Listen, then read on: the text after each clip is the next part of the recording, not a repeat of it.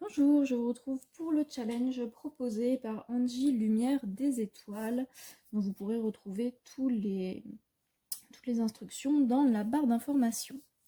Donc on va tout de suite commencer avec la première vidéo et donc le premier jeu qui est donc le premier jeu de ma collection. Donc le premier jeu de ma collection, alors j'ai pris le premier jeu de ma collection entre guillemets récente, puisque le tout premier jeu, comme je l'avais expliqué dans une vidéo précédente, c'était un tarot, découpé, c'était des cartes à découper dans le magazine Bonne Soirée.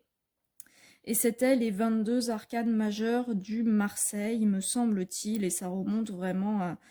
C'était avant les années 2000, c'était dans les années 90, donc ça remonte à un certain petit moment. Donc ce jeu, bien sûr, je ne l'ai plus.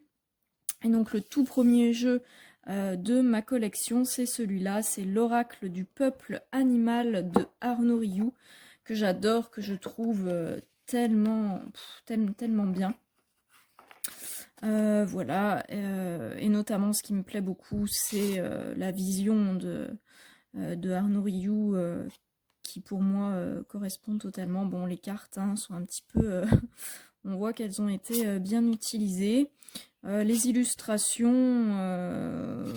bon, ça va. Après, le seul petit truc qui m'embête un tout petit peu, c'est que certaines illustrations sont floues un petit peu. Si on regarde bien les illustrations, en fait, on a l'impression... il y a cet effet un peu de flou qui est, à mon sens, un petit peu dommage. Mais voilà, ça reste... des illustrations qui sont agréables. Voilà, les illustrations sont de Marie-France Vénon, ou Vénon, je ne sais pas comment ça se prononce. En tout cas, c'est un jeu que j'aime beaucoup, voilà, et c'est donc mon tout premier jeu. Alors, le jeu que j'utilise le plus souvent...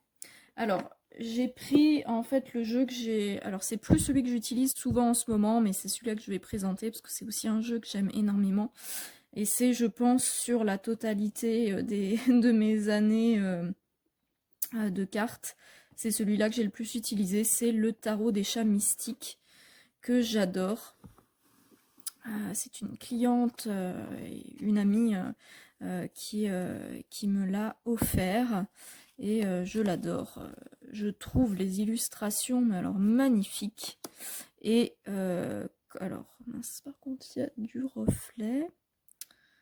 Comme j'adore en plus les chats, alors comment je positionne mon truc pour pas avoir le reflet? Hop, comme ça. Comme j'adore en plus les chats, forcément, voilà. C'est un jeu, je trouve, voilà, je l'aime vraiment énormément, ce jeu. J'adore, j'adore, j'adore. Donc voilà pour le jeu que j'utilise le plus souvent. Ensuite, on a le jeu dont je ne me sers jamais. Alors, j'en ai quelques-uns, alors vraiment pas beaucoup, parce qu'en général, mes achats sont très réfléchis. J'ai celui-là, c'est vrai, dont je ne me sers jamais, qui est le petit oracle de grimoire, le petit oracle grimoire de magie. Pourtant, qui est chouette, mais c'est vrai en fait que je ne l'utilise quasiment pas. Alors c'est vraiment, ça va être un oracle qui est vraiment fait pour faire des rituels. Et pourtant, je me sers des cartes pour faire... je me sers de l'énergie des cartes pour certains soins énergétiques et tout ça. Mais c'est vrai qu'au niveau des rituels, j'en fais quelques-uns. Mais du coup, je n'utilise pas celui-là, j'avoue. Celui-là, en fait, cet oracle, il était sur ma wishlist et je l'avais eu dans un lot d'oracle qui était... du coup, il y avait sur le Bon Coin, une personne qui me vendait plusieurs oracles qui étaient sur ma wishlist. Et celui-là était dans le tas. Donc, je lui avais pris un petit lot. Donc, en fait, il est très bien, mais c'est juste que c'est vrai que moi, je ne l'utilise pas. Et donc, c'est le petit oracle de Eve Corrigan. Mais j'aime bien avec le petit coffret comme ça. Les illustrations sont chouettes. Alors, le jeu que j'utilise pour des histoires de cœur, donc ça je vais le présenter à la fin parce que c'est le même que le plus beau jeu que l'on m'ait offert, le numéro 7. Donc le numéro 4, je le présenterai un petit peu après. On va sauter tout de suite au jeu numéro 5, le jeu que j'emmène partout avec moi. Alors, celui vraiment que j'emmène partout avec moi, il est dans mon sac à main, dans ma maison, et là comme on est à mon cabinet, je ne l'ai pas avec moi. Mais du coup c'est exactement le même que celui-là, juste qu'il est le boîtier est un petit peu plus abîmé sur mon édition voilà que je trimballe de partout. C'est le Everyday Witch Tarot en version mini et donc qui est dédicacé. Ah bah, oui, parce que alors j'en ai plusieurs exemplaires en fait parce que je m'en sers aussi de ceux-là. Je me sers de ce tarot-là pour les ateliers que je fais, donc le fait d'avoir les minis, ça me permettait d'avoir plusieurs jeux identiques pour voilà, les ateliers que je propose. Donc voilà, c'est le Everyday Witch Tarot de Deborah Blake, et qui est du coup dédicacé par Deborah Blake. Les illustrations sont je veux toujours l'appeler Jessica, mais c'est pas son prénom. Elisabeth, voilà, Elisabeth Alba. Je ne sais pas pourquoi, je veux toujours l'appeler Jessica Alba. Ah mais oui, parce que c'est une actrice. Je me trompe pas, hein, Jessica Alba, c'est bien une actrice. Bon, je suis pas très au fait des célébrités et tout ça. Mais c'est pour ça qu'à chaque fois je veux l'appeler Jessica, mais c'est parce que c'est une actrice connue, que c'est pour ça voilà que mon cerveau veut mettre ce prénom-là avec ce nom. C'est Elisabeth Alba.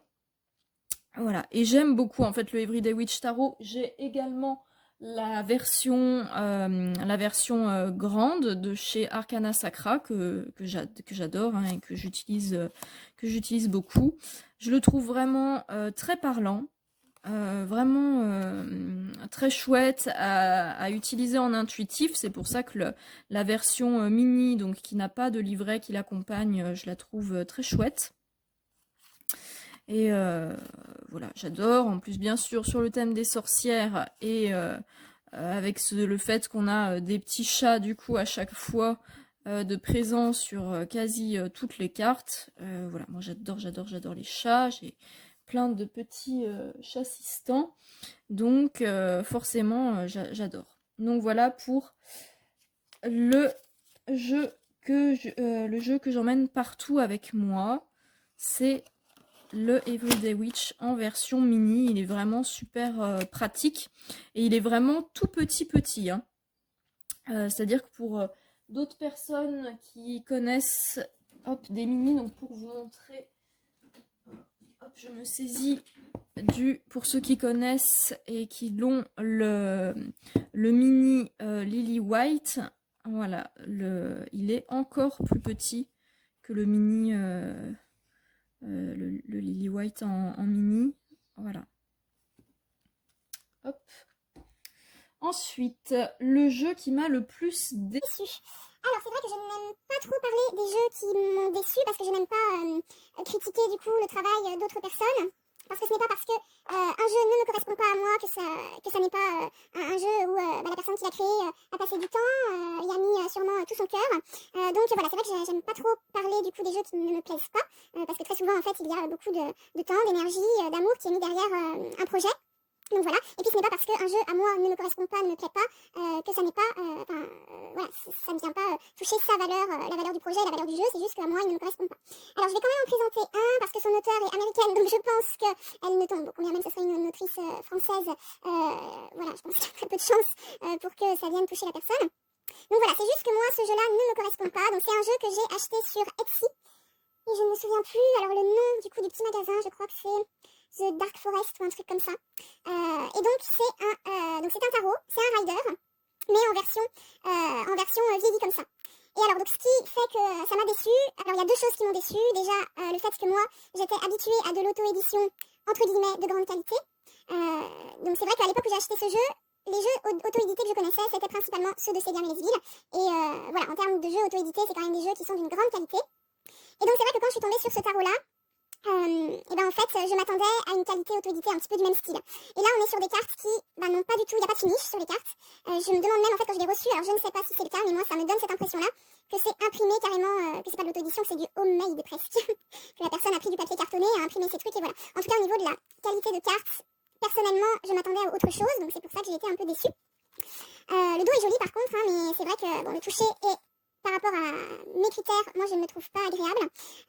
Voilà, je m'attendais à autre chose en fait, donc j'ai été déçue. Et surtout, l'autre point qui m'a le plus déçue, c'est que j'avais acheté ce jeu-là, je voulais du coup un rider pour pouvoir travailler sur les symboliques du rider d'origine.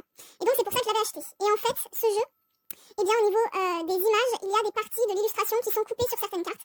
Alors là comme ça, je ne saurais pas vous retrouver lesquelles. Mais je sais que sur une des cartes, il y a une citrouille à un endroit ou quelque chose comme ça.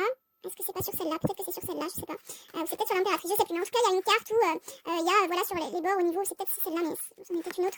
Je me demande si c'est pas sur la carte de l'impératrice. Peut-être, ou alors sur la carte de l'impératrice, il y a une rivière, il me semble. Et du coup, j'étais déçue parce que, et ben en fait, comme l'image est coupée, il n'y a pas la totalité de l'image. Ce qui fait qu'en fait, moi, je voulais le prendre pour travailler avec les différents symboles qu'on retrouve sur les cartes. Et il y a du coup des cartes où il y a carrément des symboles qui ont disparu de l'image. Donc en fait, moi, je l'avais acheté pour pouvoir travailler dessus. Et je ne peux absolument pas l'utiliser pour ce pourquoi je l'avais acheté. Je vais vérifier, je dois avoir un autre rider, du coup, le Radiant, que j'ai acheté après pour pouvoir effectuer ce travail-là. Et hop, alors si je regarde, oui, par exemple, voilà, là on va bien voir la différence. Sur cette carte-là, donc de l'impératrice, on voit qu'on a une rivière là, ici. Pardon, ma carte n'est pas du tout centrée. On a une rivière du coup qui passe ici, et sur cette image-là, en fait la rivière est complètement, on ne la voit pas du tout quoi. Donc c'est vachement, voilà, c'est vraiment dommage. On voit bien là que l'image est coupée au bord du petit édredon, alors qu'ici on a quand même plusieurs centimètres. Voilà. Bon après le Radiant il a des bordures blanches, ça j'aime pas du tout, mais bon, ça c'est une autre histoire au moins au niveau de l'image. Il y a bien toutes voilà, les symboliques qui sont présentes et bien visibles, alors que sur cette édition-là, c'est pas du tout. Enfin, voilà, pour travailler sur les symboliques, impossible. Donc celui-là, du coup, et comme en plus c'est un jeu qui vient des US, et ben avec les frais de port, voilà, même si je le revends, voilà, avec par rapport aux frais de port, bref. Donc c'est vraiment, j'ai pas eu souvent de déception comme ça, je me suis dit mince, j'aurais mieux fait de pas l'acheter. Je crois que c'est vraiment le seul où si c'était à refaire, je ne reprendrais pas, parce qu'après, voilà, tous les autres, celui que j'avais présenté, voilà, le petit oracle de magie, je sais que au final, même si je veux pas, je peux le revendre, je perdrai pas trop d'argent du coup sur celui-là, mais lui, bon, voilà, donc un petit peu déçu par rapport à ça. Hop. Après, on a donc le plus beau jeu qu'on m'ait offert et qui est donc aussi le jeu que j'utilise pour les histoires de cœur, donc pour tout ce qui est relationnel et donc histoire de cœur, donc qui se place donc pour le 4 et le 7, c'est le Sweet Ladies de Célia Mélesville. Voilà, et donc c'est le plus beau jeu qu'on m'ait offert, hein, parce que, voilà, très belle qualité d'édition. Bon, est-ce utile de le présenter? je ne pense pas, tout le monde le connaît. Il est vraiment très beau, le toucher des cartes est super agréable. Voilà, et puis après, donc que ce soit pour travailler en fait à l'intuitif, avec donc ces tableaux, il est super pour travailler à l'intuitif et donc pour tout ce qui est relationnel et donc histoire d'amour aussi, hein, je le trouve top, il est vraiment super chouette. Et le livret aussi, si on veut travailler plus en guidance, du coup, guidance développement personnel, le livret est très très bien fait. J'aime beaucoup la vision de... Enfin voilà, j'aime beaucoup ce que Célia a fait au niveau du livret. Donc ça pour moi, le livret est vraiment un plus dans ce jeu-là. Je le trouve très très bien fait niveau développement personnel. Donc voilà pour cette première vidéo. Voilà, vous pouvez vous abonner à la chaîne si vous le souhaitez, laisser un petit like, voilà, bon, vous connaissez hein, tous les blabla habituels. Et puis donc la suite arrive dans les 2 prochaines vidéos, puisque c'est un petit challenge en 3 vidéos.